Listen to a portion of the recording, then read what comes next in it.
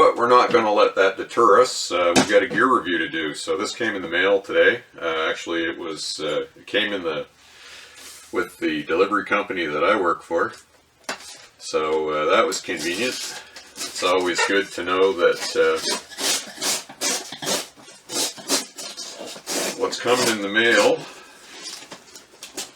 is not going to be left out in your step in the snow like we're experiencing today. And what we ordered was a Ruger PC Carbine, which is basically a scaled up version of the other rifle I reviewed. It's basically a larger version of the Ruger 1022, except this one's in 9mm. And I ordered it from a company called Tenda, which is here in Canada, from Richmond Hill, Ontario. And I guess they were pretty good to deal with. I didn't have a whole lot of communication with them. They just sort of took my money, and I got an automated response saying, yeah, we got your money, we got your order, and you know, that was on the 13th of April, and it's now, what, the 28th or 29th of April, so a couple weeks later, it came in the mail, and they wrap it up in brown paper so it doesn't say, you know, firearm written all over it when you get it in the mail. I know there's at least one company in Nova Scotia that was having problems with firearms coming through Canada Post getting backed over with forklifts and being dead on arrival. So that's inconvenient. But as we open this up, we got our invoice. Looks like Tenda sent us a little sticker. It's got a panda bear on it. I don't know if you can see it. When I bring the camera in later, I'll show it. Got a panda bear on it with what looks like a couple of Mac 10s or Ingram submachine guns or something. I don't know why pandas want those specifically. And yeah, this is my information. And what do we got here? Alright, we got a big box. We got some kind of foam thing. Okay, I guess that's to protect the charging handle. We got a bunch of foam. Let's see. We got one carbine,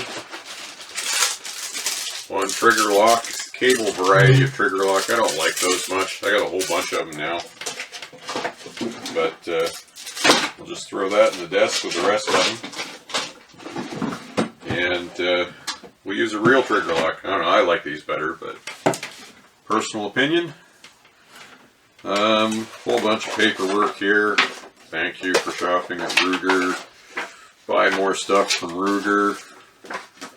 Buy even more stuff from Ruger. Owner's manual. Instructions to take this apart. Well, we'll take a look at that later. Join the NRA today. Yeah. I don't know what the point of that would be. I live in Canada. What do we got here? A little bit. Okay, so we got a piece of Picatinny rail, and looks like a sling swivel stud thing. What else we got over here? Let's we could probably use this high density foam stuff for something. Let's see, we got all kinds of Allen keys. Allen keys for this, Allen keys for that. There's 3 Allen keys that come with it. Oh, I lied. There's a 4th one for the Picatinny rail. This is a mag well. So you can swap out the mag well on this type of carbine so that it uses Glock magazines. So it ships with a Ruger magazine, which is a small 10-round Ruger magazine. And I'm not sure.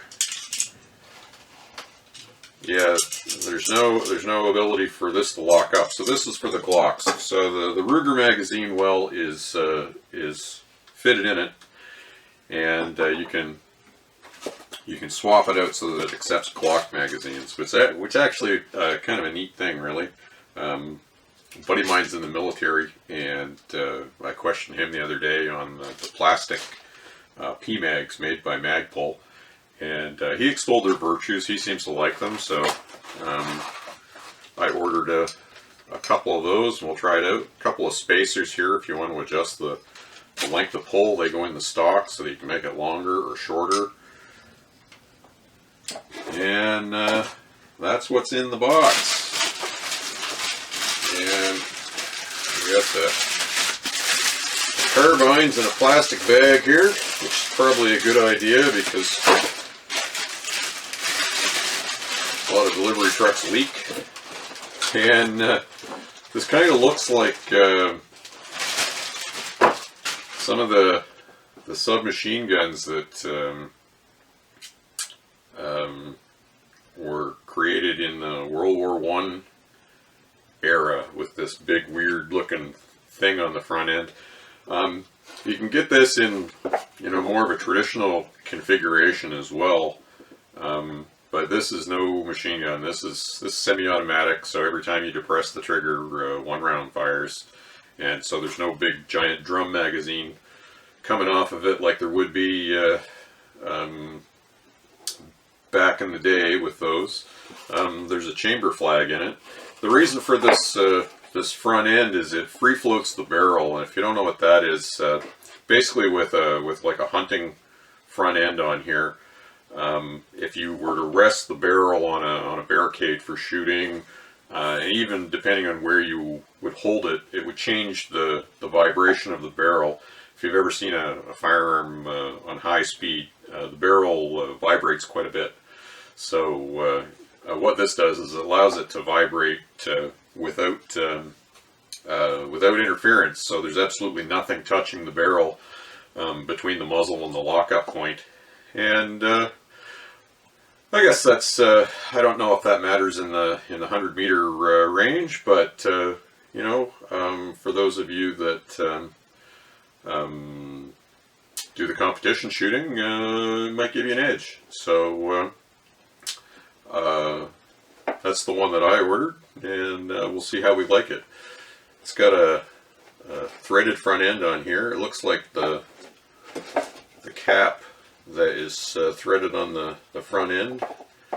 I'm not sure if it's plastic or it kind of feels a bit light to be metal, but I guess we'll find out here in a second. No, that's metal. So there's a O-ring on there, and so the thread protector is actually metal. So I may not replace that with a flash hider. I don't know. I'll probably just leave it on. Suppressors are prohibited devices here in Canada. So yeah, and not much else I can say about this on first inspection. This scary looking front end might piss off the authoritarians of the world, but it doesn't change the functioning of the rifle any. So yeah, I'll bring the camera in and we'll have a closer look at this. So here we are close up. We can see it comes with a chamber flag. I'm starting to like those. I usually drill a little hole in them and put a keychain through them and then put a flag off of it so it's more visible. But yeah, this has got a really nice set of sights on it. I just looked down. I guess they call it a what do they call it, a ghost ring sight. So there is a big giant ring back here that you look through, and I guess the sight radius is just absolutely perfect. So the sides of the ring, when you're looking through it, the blade is perfectly in the middle, and then the protectors, there's a couple of protectors on the sides of this so it doesn't get knocked out of alignment. Those are perfectly lined up. Say my fingers are the protectors. They're perfectly lined up with the sides of the ring when you're looking through it. So it's very, very intuitive. So I'm not sure if I'll put an optic on this or if I'll just run it with open sights, but we'll see. I really like the sights though. So it's got a piece of Picatinny rail back here, so you can put a scope or a red dot on it. Like I say, it came with that other piece of Picatinny, so if you wanted, you could put it up here and, you know, have a more forward red dot sight or something, or you could put it on the bottom for a grip, or the side for a flashlight if you're into that kind of stuff. They say it's completely ambidextrous, so right now the charging handle is on the right side, and I quite like that. I like to keep a shooting grip while I'm changing magazines, and then if you've got to rack the action, it's all one-handed. But I may put another one on the other side, you know, for the cost of them. Right now, the magazine release is set up for a right-handed person. I will probably switch that over for a left-handed person because I am left-handed. And that's one of the beautiful things about this this little gun, is it's completely ambidextrous. So, if we pull the bolt back, there's a bolt hold open right here. Basically, there's a little switch right here, or a little button that you depress, which holds the bolt open. You can take the chamber flag out. It's got what's called a cross bolt safety on it, so right now the safety is off, red, you're dead. So we can engage that safety, and presumably that, no, it does not disable the trigger, at least with the bolt open. With the bolt closed, it does disable the trigger. So let's open the bolt again, hold it back, yeah, and so I'm not sure if this has a no magazine safety in it or not. We'll try that when we get to the range. But with the bolt locked open, there's a button here on the underside which allows you to break this in half. So you pull it towards the muzzle with your finger and then rotate this the appropriate amount of degrees, and now this breaks down. And you can put this in a backpack, so if you're on the way to a gun range and you're in the city, you can put this in a backpack and you look like a normal person, and you don't have to freak out all the authoritarians and all of the sheep people out there that are terrified of everything. So that's a nice little feature. I'm not sure how useful it will be for me, but a very, very nice little feature nonetheless. And I kind of like the idea maybe of mounting a little red dot up here on the barrel, because I'm sure the lockup is 100%. But if you were to mount a really low co-witness red dot up here, you can take the barrel off and put it back on as many times as you like, and there'll be no issues there. So putting this back together seems to be just as simple as taking it apart. Really solid lockup. There's just the tiniest bit of wobble, but you can't really feel it. You can just kind of hear it.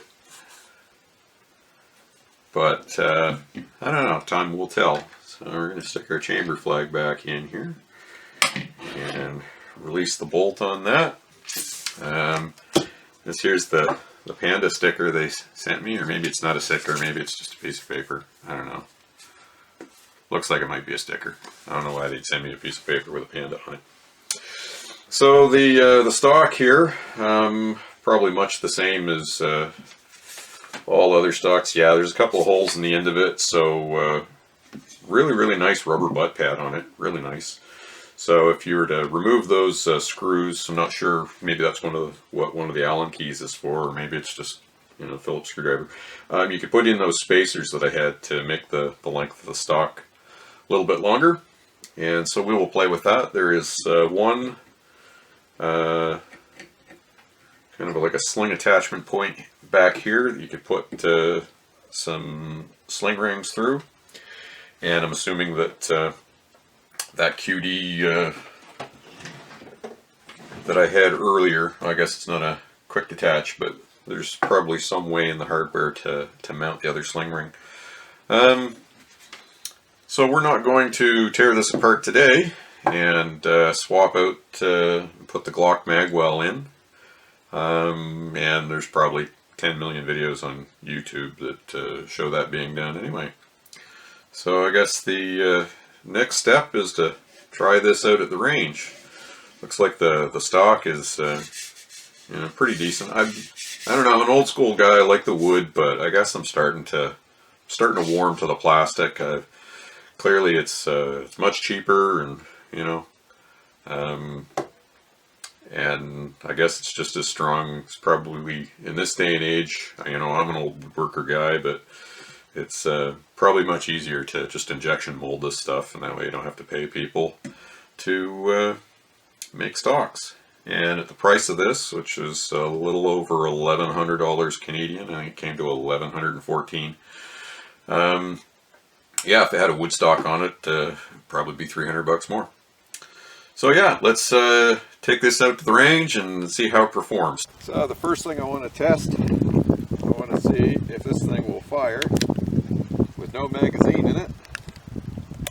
Take the safety off, put the magazine in my pocket.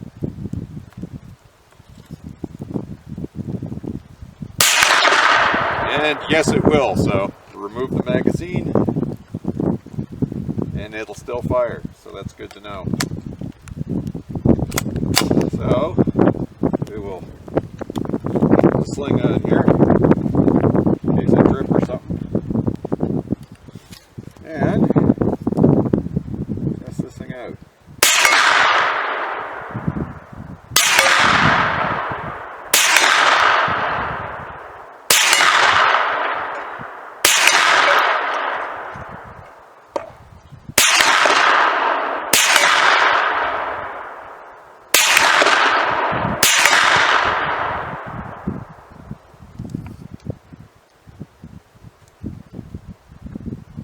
Seems pretty accurate. 50 yards, tagging the plate down there. Plate's about, I don't know, 11 or 12 inches wide, so pretty big target, but it is a 9mm carbine. It's not a precision rifle, so I'm gonna go down range and see what I got.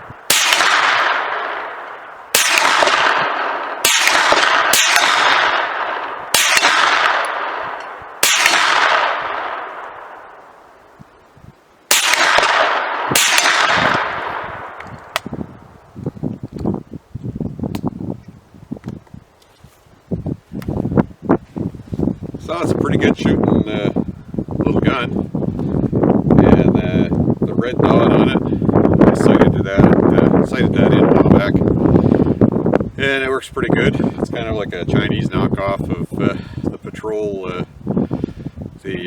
dead sights, and well, it's not too bad. It's kind of cold and windy out here, and it's raining, and so I got a jacket on that's interfering with my reloads, but can't fault the gun, can only fault the user. So it'll fire with the magazine out. That's good to know. And it seems to be ringing the steel down there at 50 yards.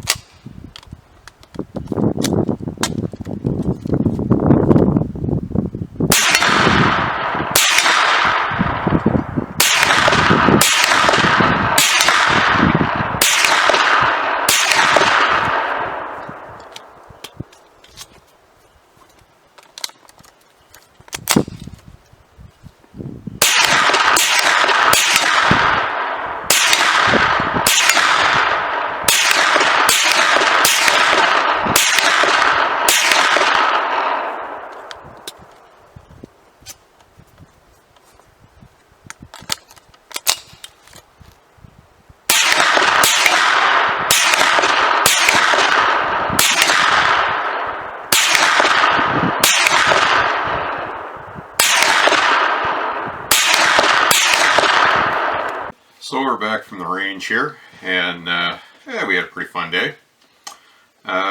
Just to make note of a few modifications that I've done to this. I have swapped the magazine release over for left-handed people, which is very, very convenient for me. I had a little bit of trouble with my reloads today because I was wearing one of my outdoor jackets. It's not really made for shooting or anything like that, but it interferes a little bit with getting your mag pouch. I've also put this sling on that a buddy of mine in the States mailed up to me. It's made by a company called Viking Tactical, and it's a good little sling. It's really good if you don't want to leave your gun sitting behind you on a bench while you walk up to the target 50 or 100 meters away, for, you know, that way some guy in a four-wheeler isn't coming up and taking your gun on you. So it pulls it in quite tight to your body. You can adjust the tension on it. If you pull one strap, it gets tighter, and if you pull this little piece of paracord the other way, it loosens up the clamp here and allows you to expand it. In order to put that on, it was not a cheap thing to do. I had to buy some specialized hardware here. Goes into one of these M-lock slots, I guess, and I forget what I paid for this, but you know, it was crazy. It was $40 or $50 Canadian just to put this piece on, because it's, you know, it's machined out of some kind of special steel or something. And then these quick detach sling studs are not cheap either. On the other end, all I did was mount a sling stud right into one of these butt spacer plates. You can go online and you can buy machined aluminum ones that fit these QD sling swivels. I did not go that route. I just drilled a hole in it and put a sling stud in there. If you wanted to do a better job than I did, I suppose you could fill the hollow expansion plate up with epoxy or something, but I didn't do that. I left the charging handle on the side that it came on. That works better for me. I also put this foregrip on it that I bought from Magpul, and normally people put these on short barrel rifles to, you know, keep their fingers from getting out in front of the business end. I did it so that I can grip the front in the same place, the same way, every time. I thought about putting an angled foregrip on it because I've got those on some other guns, but I went with this, and so far I like it. I also put on this Holosun red dot sight, which is one of the ones that's got a 65 MOA ring in it, and it's got like a 4 MOA dot or something like that, and I quite like it. Came in at about $400 Canadian, and it's not going to be as good as, you know, like the one the RCMP used, the aim point patrol, or I'm not sure what it's called. But anyway, while I was firing this today, the little torque screw that holds it on actually backed out under recoil, so that's something to be aware of too. I'm probably going to put some Loctite on that. But other than that, not a bad little red dot. For my purposes anyway, just going to the range and shooting a bit of paper, shooting a bit of steel. Pretty solid construction, and I definitely don't need a $1,200 or a $2,000 aim point optic on anything that I own. I had one failure with the gun today, which was a failure to eject. So I had a little stovepipe, but it was pretty easy to clear. Just ripped the casing out and ran the action, tapped the magazine, and it worked like a top. So at that point I had about 750, 800 rounds through it. So you know, that's not too bad. All I've shot out of this are like target reloads. So 750 800 rounds without having a stoppage. Might have been a little bit of moisture in the magazine. Made it a bit sticky, hard to say. It was raining out there today. So yeah, not a bad little gun. Nothing's a 10 out of 10. And you know, I'm not going to be running around the boogaloo with this. It's just something to take to the range and have a bit of enjoyment, and you know, let my friends borrow it on range day and see what they think. So it's more or less for fun for me. So I'm going to give it a, you know, it's a 9 out of 10 for my purposes. It's pretty easy to see why the police kind of got away from the concept of the 9mm patrol carbine, and you know, just use the C8s, or the, you know, they call them M4s in the US. They, you know, they switch straight to 223. The idea of this was pretty good back in the day. You know, you could use the magazines out of your sidearm and put it in a carbine, reach out to 50 or 100 yards with it. But times have changed since the 70s and 80s, and the patrol carbines that they're using today are far better suited to the roles that the police services used them for today, which leaves things like pistol caliber carbines to the target shooters in the civilian market. So anyway, not a bad purchase. Pretty expensive, but you know, it's better than a drug habit. So we had a fun day on the range with a good little gun. I'm not really a firearms content provider, but at the same time, I'm an outdoor guy, and firearms are part of the outdoors. So every now and again, I'm going to do one of these range videos, and the firearms content seems to get quite a few views compared to what I normally do. So yeah, if you like the video, feel free to hit the like button, and remember to comment down in the comment section. Apparently that really helps the YouTube algorithm kind of push you up in the search results. And if you like the channel, feel free to subscribe. There's a bell icon thing that you can click there that apparently works sometimes and lets you know when I upload new stuff. And if you don't like what I'm doing, share it with your enemies. I will punish them for free. Have a good day.